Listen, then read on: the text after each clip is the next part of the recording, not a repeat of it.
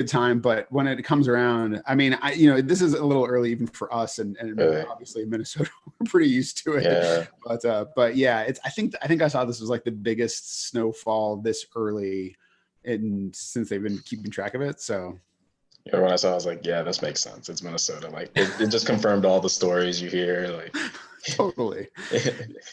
And now it's just wet and rainy and disgusting, and it's Yeah. even worse. So Yeah, and I got a parking garage spot just in time too. So it's like, yeah, it's really full winter gear now. you don't have to shovel or anything like that, right? So you're okay. No. Like I got it maybe a week and a half ago. Mm-hmm. And so when I saw the snowstorm 2 days ago, I was like, man, like I dodged a bullet because I go outside now and I see all the cars piled high with snow. Like Yeah. they're gonna have to brush it off. They're like still fighting for parking spots and yeah. Oh, yeah, I didn't get all my yard work done. I still have a good amount of leaves out there, but I covered up my pile of wood so I can have winter fires. I got a tarp, so like I got some amount of some of it done. The leaves might have to just stay there until spring. It's okay. You can leave your leaves. This is what my brother always tells me. It's compost. It just it's okay. So you don't have to worry too much about it. But it does when the snow all melts. It's kind of gross. So yeah. You don't even want to pick it up then. No, it's disgusting. It's half frozen and dirty. Yeah, it's not good. All right, let's start this formally now, since our custom live streaming service is online. So this should just be about 15 minutes. Pretty casual conversation. So yeah. All right. Hello out there, and welcome to this Loon Dive on Sound of the Loons. I'm Steve McPherson. I'm thrilled to be joined by midfielder Jacori Hayes. We've had you on Sound of the Loons, the podcast, before. This is a little different. This will be sort of a short get to know you, sort of mostly non-strictly soccer talk. So if people out there, if you're watching this and you have a question for Jacori, just pop it down wherever they let you type comments. It's on a couple of different platforms, but I think there's a place there, and hopefully we can get to some of those at the end as they come in. So these Loon Dives, are sort of a thing to sort of zero in on one topic. And what I'm really interested in, Jacori, is that something I've noticed before games at Allianz Field, which is that you come out onto the pitch, it's empty, there's nobody out there. You come out onto the pitch well before kickoff. You had a suit on, or a coat most recently, I think, and a warm beverage, and some headphones, and you sort of stand in this particular spot near the center circle. And I just wanted to hear a little bit more about sort of that ritual and how it came about and stuff like that. Yeah, it's something I started maybe last season. I might have started it just to kind of get a lay of the land, kind of see the stadium, because the biggest thing, I guess, mentally just to relax a little bit. The biggest thing, you play in like a new stadium and you don't want to, at least for me, I was like, look at all these fans, like I'm in a new environment. So you're trying to take in all these different like impulses and different all the things out there and trying to focus on the game and, play at your best level. So it was just a way for me to get out onto the field, see how hard it is, what cleats I need to wear, but then also just to kind of like visualize the game, see the stands. So I'm not overwhelmed by it when the game's starting. And so, I'll just stand there for a few minutes. Sometimes I'll look at the supporter section, just kind of take in the scenes, what everything looks like, kind of mentally go through all right, if checking my shoulder or pressing or, getting a ball from one side, switching to the other, mentally just going through different images in my head. It was just a way to just kind of relax and take in the scene before the game actually starts, so I'm not overwhelmed when the game starts. Yeah, that makes sense. So you sort of have that, like you're saying, you have all these sort of inputs and these different things coming in all at you at the same time. And if the first time you're seeing that is when you step on the pitch as you're walking out, that can be really overwhelming. But if you've sort of taken in a couple of those things already, then you don't have to worry about them as much. Yeah, I can just kind of ignore it and just hey, it's a field just like any other I've been to. So I guess it's definitely most importantly on road trips or in a new stadium. So my first time here or on the road at various stadiums. I haven't been to all the stadiums just yet.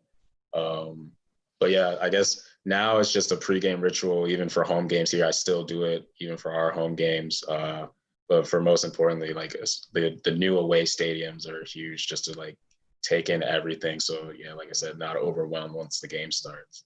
Yeah. So what is your beverage of choice? What's your hot beverage? I get a coffee. So I'm not even a big coffee guy, and most times I probably won't even finish that cup. I will drink like a couple sips because it's too hot, or like finish like half of it. And most of the time the coffee's not very good, so it's not like a nice vanilla latte like from your coffee spot of choice. For the most part, like when I was in Dallas, like I would always see the guys that had like drank caffeine. Like a lot of dudes like drank mate, or they were drinking coffee. I was like, man, these dudes that drinking caffeine are running like crazy. Like they can run the whole game like nonstop. And so me and my friend, he was drafted at the same class as me. We were like, man, maybe there's something with this coffee, like helps you run.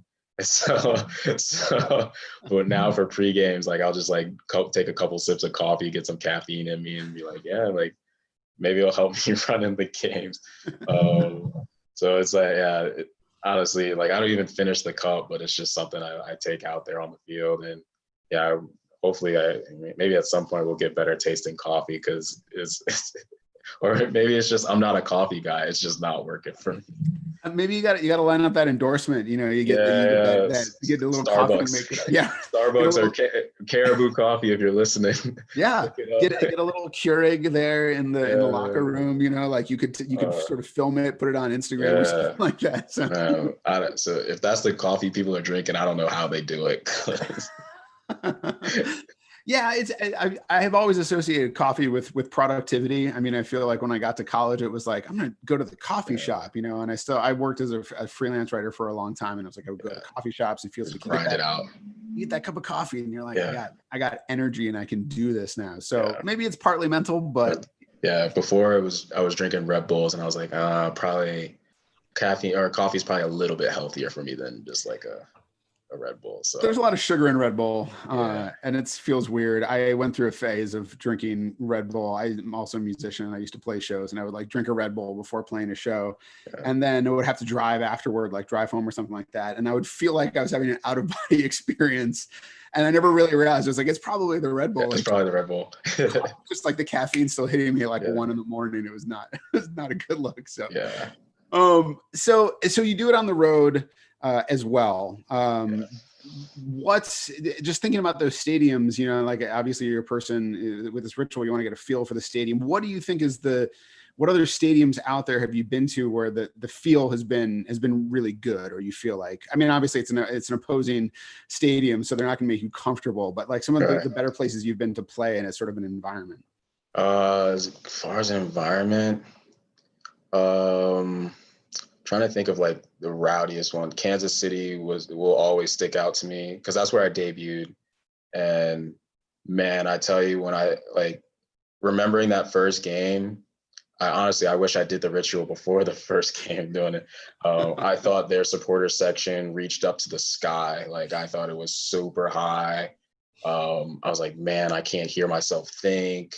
And now when I go back there, I was like, oh, this little thing, like, or like it was only like 20 rows high, like the standard stadium. And I was like, man, like I blew it up in such a big proportion in my mind. So that one will always stick out whenever I visit Kansas City, just looking at their stadium. I think Red Bulls has a cool little stadium. I've only been there one time. And I don't think it was super packed when I went, but I was like, man, this place could be like pretty loud if it's like really packed and going. Trying to think of any others. Haven't really seen ours that packed. I'm sure like before kickoffs it'd be crazy.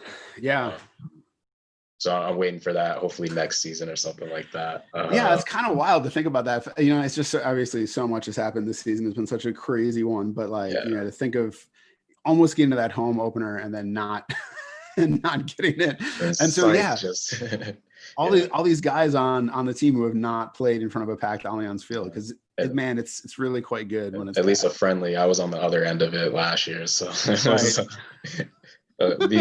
Yeah. Have the crowd on my side this time. Yeah, right. No, it's a lot better when they're on your side. It is confusing when I've gone on the road for games, and most of my experience is seeing the team at home, and then the other team scores, and I'm like, "Why are you cheering?" Like it's bad. But then I remember, I'm like, "Oh, okay, this is your house." So. Yeah, sometimes even on away games, it's like, did we actually score? Because like you expect to hear like cheering, but it's like deathly quiet. It's dead silent.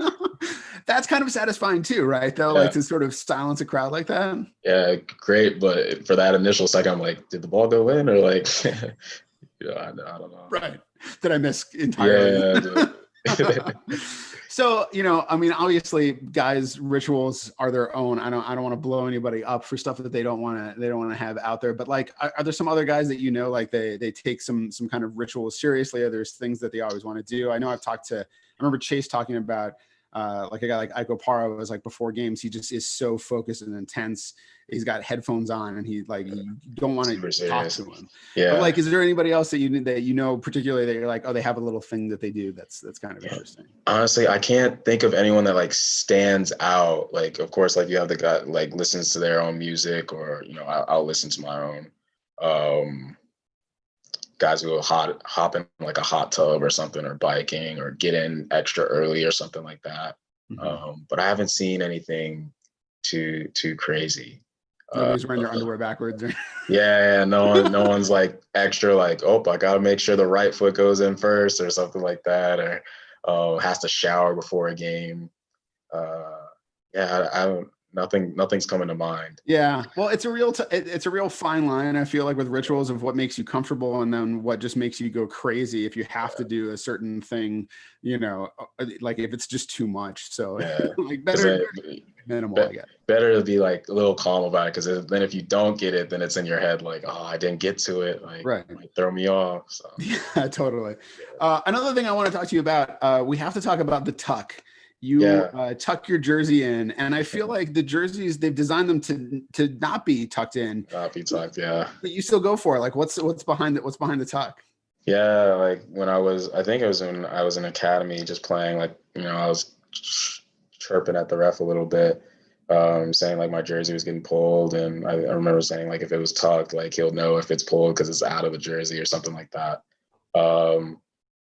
So even that, it's just something that's comfortable, like almost like resets my mind to be like, yeah, it's game time, like the jersey's tucked in, like it's go time, like I'll do it right after, right before either subbing on the field or right before kickoff, walking out there. I'm like, all right, now it's like kind of like centers me and makes me puts me in the moment. I'm being present, just like ready to play. Because I don't do it for training, and guys are giving me some shtick about, oh, you don't train in the jersey tuck, like all right, come on, guys.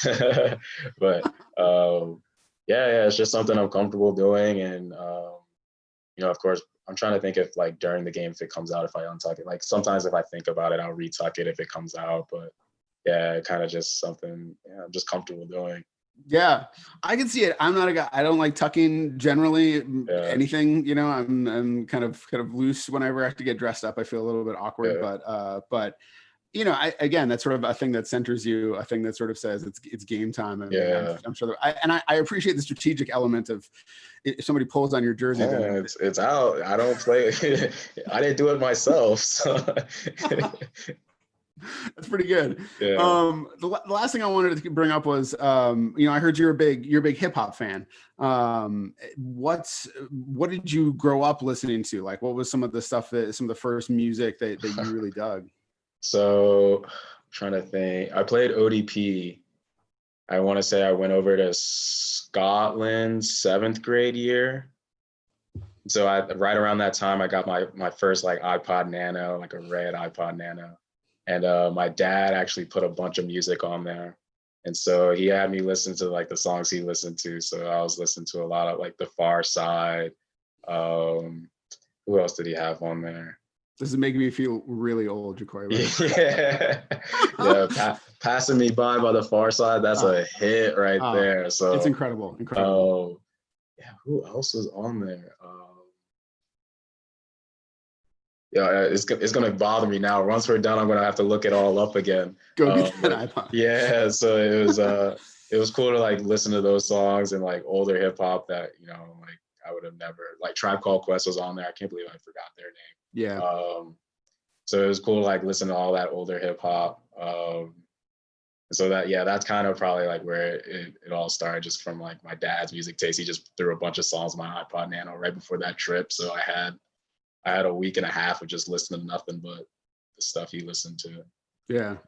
Yeah, that's a great experience when you can have that like focused that travel thing is interesting, because I remember going to Europe for a trip when I was in high school, and it's like I remember buying a Jimi Hendrix CD that was like an import there, and it was like that's all I listened to, and it sort of tied it to that time in my life, and so that kind of experience can really key you in on stuff. Right. And it's totally different now. You have like thousands of songs on your phone, but back then it was like you had like 50. So you played those. Yeah, you played those till imagine listening to the same song 3 times and 4 times in a day. I couldn't do it now, but back then I was playing the mess out of those songs. So. Yeah. Oh, for sure. Yeah. That stuff is, I mean, that was like when I was growing up, when I was in college, I listened to Far Side, you know, Souls of Mischief, The Roots, Tribe Called Quest, like De La Soul, all that stuff. De La Soul was on there.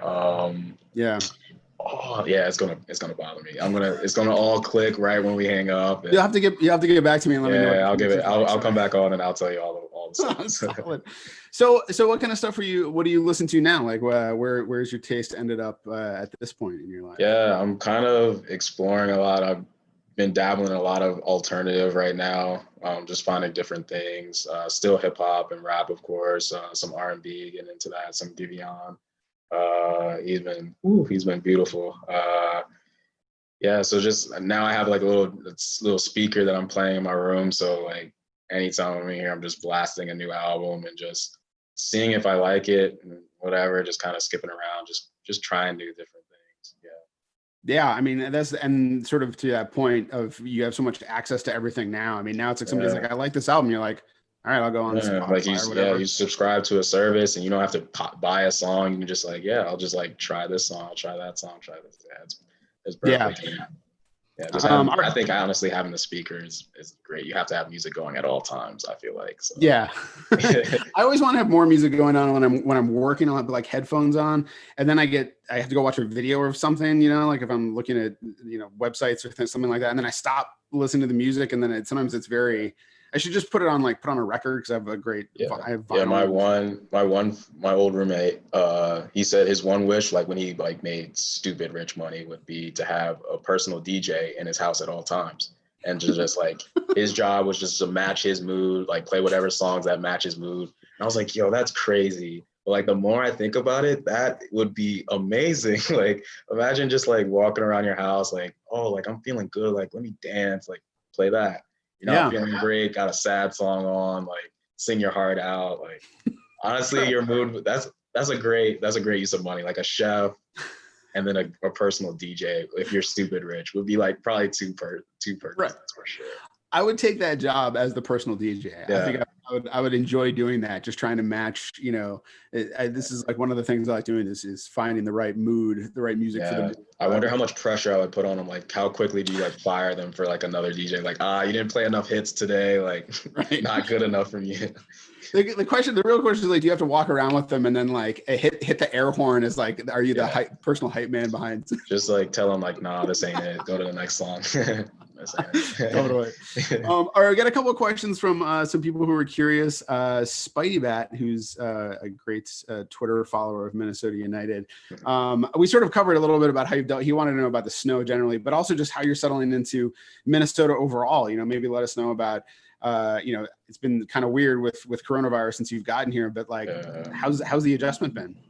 It's been good. You know, we talked about it earlier. I bought a winter coat for the first time, or a proper winter coat. And, you know, I'm trying to go out to different restaurants to eat to go and try the different food in the wall spots. If guys have any recommendations, throw them my way. Just like, I heard this is a great city for food. So I'm just looking to explore and try new things. So yeah, I've been trying to adjust nicely. I was going to the lakes just to see, like, you know, just enjoy being outside in the summertime. Of course, that's kind of done and dusted. So I have to find like new hobbies or something. Probably not ice skating. I'm not the best ice skater, so that's. But yeah, I've been adjusting well, and you know, trying to get used to life here. Yeah, nice. The other person, a guy, he seems a little sketchy, Mike Shields. He wanted to know about your favorite Chance record in the music. Favorite Chance record? Probably Acid Rain. I think I'm saying it right. Yeah, Acid Rain is probably. Is it Acid Rap? Acid? That's yeah. Acid Rap's the album. So favorite song is probably Acid Rain. Acid Rain. Okay, all right. Just so we're on the same page with all that. Yeah. So I went super specific there. That's good. That's good. Specificity is preferred. Yeah. It's great. So, well, Jacori, thanks so much for joining us. It's great to have you on here. It's been great to see you out there on the pitch. Getting those starting nods and everything like that. You've been looking great. That assist to Ethan. Ethan could not stop talking about how great it was. So, thank you. Yeah, we'll have you back. We'll talk some serious soccer later on at some point. Yeah. But for now, we have fun. We have fun. We keep it casual. We talk about other things. It's great.